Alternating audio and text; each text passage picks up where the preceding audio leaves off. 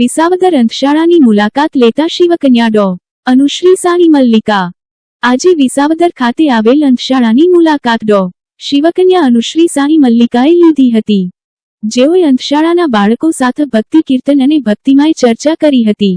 ખૂબ સુંદર ભક્તિ ભરેલા વાતાવરણમાં બાળકોએ ભજન, ધૂન ગાયા હતા. પધારેલા ડો. શિવકન્યા અનુશ્રી સાની મલ્લિકાજીએ બાળકોના વ્યક્તિગત પ્રતિભાવ જાણ્યા હતા, તેમજ અંધશાળાના આચાર્ય ભેસાણીયા સાહેબ સાથે આ સંસ્થા વિશે માહિતી મેળવી હતી. આ સમયે પહલગામમાં આતંકવાદી હુમલામાં મૃતક આત્માઓને શાંતિ મળે એ માટે ધૂન અને ભજન કરવામાં આવ્યા હતા. બાળકોમાં પણ ખુશ માહોલ જોવા મળ્યો હતો. આમ આ મુલાકાત આધ્યાત્મિકતા સભર બની ગઈ હતી.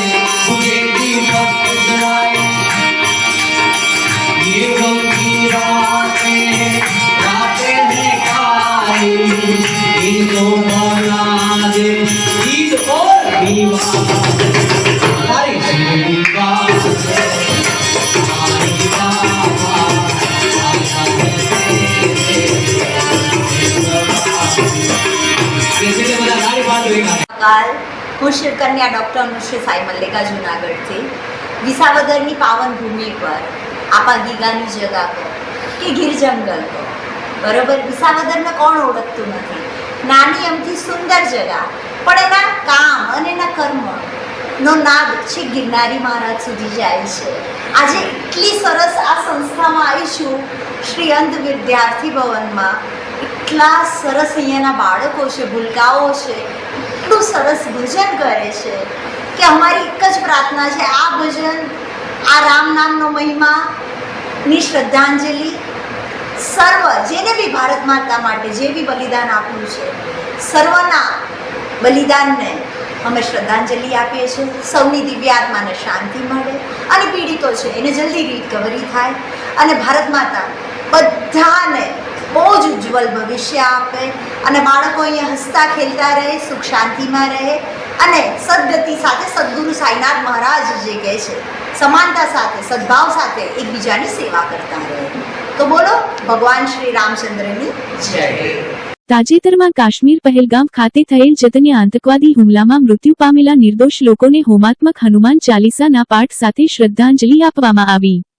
જૂનાગઢની સેવાભાવી સંસ્થા સત્યમ સેવા યુવક મંડળ ટ્રસ્ટ, ગાયત્રી શક્તિપીઠ, પ્રભુચક્ષુ ચેરિટેબલ ટ્રસ્ટ, રાજગોર બ્રાહ્મણ મહિલા મંડળ તેમજ પૂજ્ય પ્રેમ ભિક્ષુકજી મહારાજ પ્રેરિત રામધૂન મંડળ જૂનાગઢના સંયુક્ત ઉપક્રમે કાળવા ચોક, પાણીના પરબ પાસે હનુમાન ચાલીસાના હોમાત્મક યજ્ઞનું આયોજન કરવામાં આવેલ હતું, જેમાં દિવંગત આત્માઓને પ્રભુ ચિરશાંતિ અર્પે અને વૈકુંઠમાં વાસ આપે એવી પ્રભુ શ્રીરામને પ્રાર્થના સાથે મનસુખભાઈ વાજા, યોગીભાઈ પડિયાર તેમજ વર્ષાબેન બોરીચાંગર દ્વારા સરકારને આવા બનાવ કોઈપણ જગ્યાએ ન બને તે અંગે વિનંતી સાથે આક્રોશ વ્યક્ત કરેલ હતો.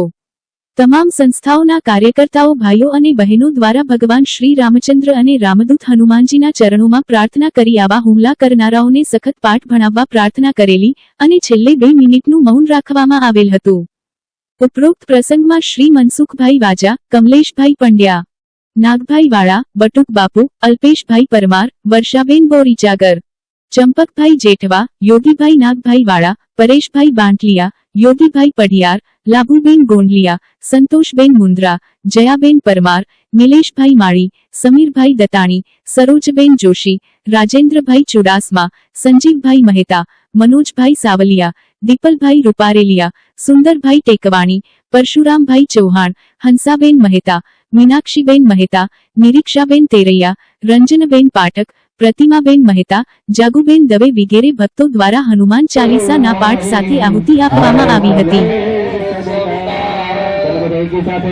ओम जय हनुमान ज्ञान गुण सागर जय कपीश तिहु लोक उजागर राम दूत अतुलित बल धामा अंजनी पुत्र पवन सुत नामा महावीर विक्रम बजरंगी कुमति निवार सुमति के संगे कंचन बरन विराज सुदेशा कानन कुंडल कुंचित केसा हाथ वज्र ध्वजा विराजे कांधे मूंज जनेऊ साजे शंकर सुवन केसरी नंदन तेज प्रताप महाजगवंदन विद्यावान गुणीयति चातुर राम काज करिबेको प्रभु चरित्र सुनिबेको रसिया राम लखन सीता मन बसिया सूक्ष्म रूप धरि सिंह दिखाया विकट रूप धरि लंका जराया प्रेम रूप धरि असुर सहारे रामचंद्र के काज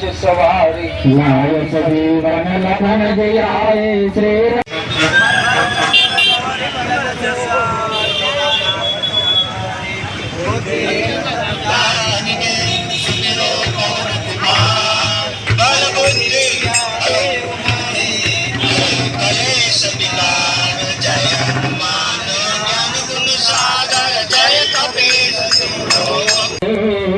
ચાલો બધા એકી સાથે હનુમાનજી મહારાજની જૈન બોલાવીને પૂર્ણાવતીને આપણે ગુરુ ભગવાનને આપીશું. બોલો શ્રી હનુમાનજી મહારાજ કી જય. બોલો હનુમાનજી મહારાજની જય. મારુતિ નંદનની જય. સતી હો સત્યમ સેવા યુવક મંડળ, ગાયત્રી પરિવાર ચેરિટેબલ ટ્રસ્ટ, પ્રજ્ઞાચક્ષુ ચેરિટેબલ ટ્રસ્ટ તેમજ રાજગોળ મહિલા બ્રહ્મ સમાજ દ્વારા કાળવા ચોકમાં જે પહેલગામમાં 28 લોકોના જે મૃત્યુ થયા, ત્રાસવાદીઓએ જે મારી નાખ્યા છે, એના આત્માને શાંતિ મળે એ માટે આજે કાળવા ચોક ખાતે હોમાત્મક યજ્ઞ હનુમાન ચાલીસાના પાઠનું આયોજન કર્યું હતું. અને સરકારને, ભારત સરકારને પણ અમે વિનંતી કરીએ છીએ કે આવા ત્રાસવાદીઓએ જે નિર્દોષ લોકોને જે મારી નાખ્યા છે એવા ત્રાસવાદીઓને પકડી એને મારી નાખે અને આવા હવે પછી બનાવ ન બને એના માટે ખાસ કાળજી રાખે એવી અમારી વિનંતી છે. આજે જુદી જુદી સંસ્થાઓ, દાતાઓએ પણ અમારા ગ્રુપના લોકોએ ખૂબ હાજરી આપી અને આ શ્રદ્ધાંજલિનો કાર્યક્રમ રાખવામાં આવ્યો. એમાં જે 28 જણા જે અવસાન પામે છે એને પણ આજે અમે શ્રદ્ધાંજલિ 2 મિનિટ મૌન પાડીને શ્રદ્ધાંજલિ આપવામાં આવી. ઇન્ડિયન રેડક્રોસ સોસાયટી ગુજરાત રાજ્ય તથા જૂનાગઢ જિલ્લા શાખાના સંયુક્ત ઉપક્રમે રેડક્રોસ આપના દ્વારે કાર્યક્રમ યોજાયો. ઇન્ડિયન રેડક્રોસ સોસાયટી જૂનાગઢ જિલ્લા શાખા દ્વારા ટૂંક સમયમાં જિલ્લામાં બ્લડ બેંક કાર્યરત થશે. ઇન્ડિયન રેડક્રોસ સોસાયટી જૂનાગઢના પ્રમુખશ્રી અને કલેક્ટર શ્રી અનિલકુમાર રાણાવસિયાના અધ્યક્ષ સ્થાને કાર્યક્રમ યોજાયો. આંતરરાષ્ટ્રીય કથાકાર શાસ્ત્રી ડો. મહાદેવ પ્રસાદ મહેતા, સાંસદ શ્રી રાજેશભાઈ ચુડાસમા, ધારાસભ્ય શ્રી સંજયભાઈ કોડિયા સહિતના મહાનુભાવોની પ્રેરક ઉપસ્થિતિ. જૂનાગઢ તારીખ 26 ઇન્ડિયન રેડક્રોસ સોસાયટી ગુજરાત રાજ્ય તથા જૂનાગઢ જિલ્લા શાખાના સંયુક્ત ઉપક્રમે ઇન્ડિયન રેડક્રોસ સોસાયટી જૂનાગઢના પ્રમુખશ્રી અને કલેક્ટર શ્રી અનિલકુમાર રાણાવસિયાના અધ્યક્ષ સ્થાને આજ રોજ રેડક્રોસ આપના દ્વારે કાર્યક્રમ યોજાયો હતો. ઇન્ડિયન રેડક્રોસ સોસાયટી જૂનાગઢના પ્રમુખશ્રી અને કલેક્ટર શ્રી અનિલકુમાર રાણાવસિયાએ આ પ્રસંગે જણાવ્યું હતું કે જૂનાગઢમાં રેડક્રોસ સંસ્થા 100 વર્ષોથી અવિરત નાગરિકોની સેવા નિસ્વાર્થ ભાવે કરી રહી છે. એ ખૂબ જ અદ્ભુત વાત છે. જૂનાગઢમાં ટૂંક સમયમાં બ્લડ બેંક શરૂ થશે એ ખૂબ જ ગૌરવની વાત છે. ત્યારે કલેક્ટરશ્રીએ જૂનાગઢ જિલ્લા વહીવટી તંત્ર તરફથી જૂનાગઢ રેડક્રોસ સોસાયટીને આધુનિક સેન્ટર બનાવવા માટે બનતી તમામ મદદ કરવા ખાતરી આપી હતી. સાથે જ તેમણે જણાવ્યું હતું કે કોવિડ મહામારીમાં રેડ ક્રોસ સંસ્થાએ લોકોને ખૂબ જ મદદ કરી છે. આ પ્રસંગે આંતરરાષ્ટ્રીય કથાકાર અને વિદ્યાવાચસ્પતિ શાસ્ત્રી ડો. મહાદેવ પ્રસાદ મહેતાએ આશીર્વાદ આપતા જણાવ્યું હતું કે સેવાનો ધર્મ ખૂબ જ કઠિન છે, યોગીઓ માટે પણ દુર્લભ છે. આ સેવાના યજ્ઞમાં જે પણ જોડાય તે ખરા અર્થમાં યોગી નહીં પણ મહાયોગી છે. ધારાસભ્ય શ્રી સંજયભાઈ કોરડિયાએ જણાવ્યું હતું કે દેશના અર્થતંત્રને મજબૂત કરવા માટે સરકાર જેટલો જ ફાળો એનજીઓ સંસ્થાઓનો રહેલો છે. તેમણે જૂનાગઢ રેડક્રોસ સોસાયટી દ્વારા થતી વિવિધ સેવાકીય કામગીરીઓને બિરદાવી હતી. સાથે જ તેમણે ઇન્ડિયન રેડક્રોસ સોસાયટી જૂનાગઢ જિલ્લા શાખાના ચેરમેન શ્રી મહેન્દ્રભાઈ મશરૂને આ માટે અભિનંદન આપ્યા હતા.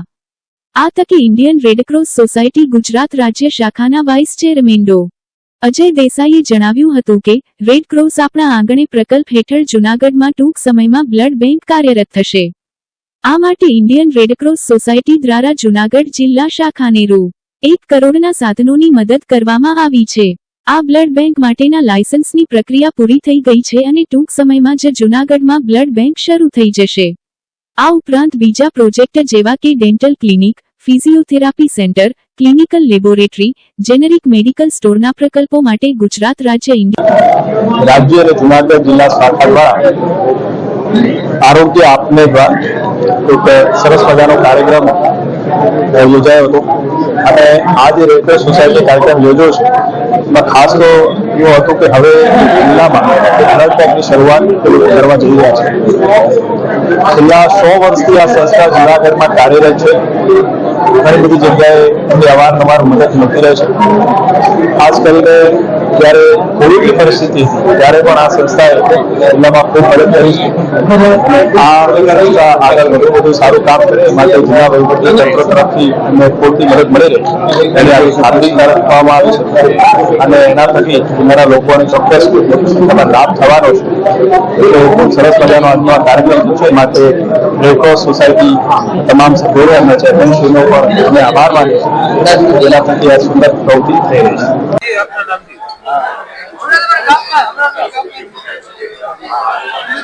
આજે જૂનાગઢમાં ઇન્ડિયન રેડક્રોસ સોસાયટી જિલ્લા શાખા તથા રાજ્ય શાખા દ્વારા એક સરસ મજાના સામૂહિક કાર્યક્રમનું આયોજન થયું. રાજ્ય શાખા દ્વારા આરોગ્યલક્ષી નવા પ્રોજેક્ટનો અમલીકરણ થાય. દરેક જિલ્લા મથકે બ્લડ બેંક બને, દરેક જિલ્લા મથકે દાંતના રોગોની સારવાર થાય, ઊભી થાય, ફિઝિયોથેરાપી સેન્ટર બને, દવાનો સ્ટોર બને અને આવા અનેક કાર્યક્રમોનું આયોજન થાય. એ માટેના વિચાર વિમર્શ કરવા માટે રાજ્ય શાખાના અધિકારીઓ, પદાધિકારીઓ આજે અહીં પધારેલા અને એમની સાથે જૂનાગઢના નગરજનોની સાથેની એક મીટિંગ કરવામાં આવી. મીટિંગ સફળતાપૂર્વક પૂર્ણ પણ થઈ છે. સૌએ પોતપોતાના વિચારો વ્યક્ત કર્યા અને જૂનાગઢમાં બ્લડ બેંક એટલે કે બ્લડ સેન્ટર સ્થાપવું આનો નિર્ણય કરવામાં આવ્યો છે. અને કહેતા આનંદ થાય છે કે વર્ષો પહેલા નગરપાલિકાએ જૂનાગઢમાં બ્લડ બેંક બને તે માટે જગ્યા ફાળવેલી, પરંતુ નગરપાલિકા પૂર્ણ થતા મહાનગરપાલિકાનું આયોજન થયું ત્યારે આખું સંવાદ કોમ્પ્લેક્સ બનાવવા નક્કી થતા એ બ્લડ બેંકને ફાળવામાં આવેલી જગ્યા પાડી રાખવામાં આવી અને ફરીથી બ્લડ બેંકની જગ્યા ઊભી કરવામાં આવી છે મહાપાલિકા દ્વારા. અને એ જગ્યા ઉપર રેડક્રોસ દ્વારા બ્લડ બેંક શરૂ થાય એ માટેના પ્રયાસો ચાલી રહ્યા છે. 50% સાધનો આવી ગયા છે, 50% સાધનો આવવાના બાકી છે. મને આશા છે કે જૂનાગઢમાં વર્ષોથી જેની જરૂરિયાત હતી એ આધુનિક અને ખૂબ જ સુવિધાપૂર્વક બ્લડ બેંકનું નિર્માણ થશે અને એ રીતે જૂનાગઢના દર્દીઓને આરોગ્યપ્રદ લોહી પ્રાપ્ત થશે એવી આશા રાખું તો અસ્થાને નથી.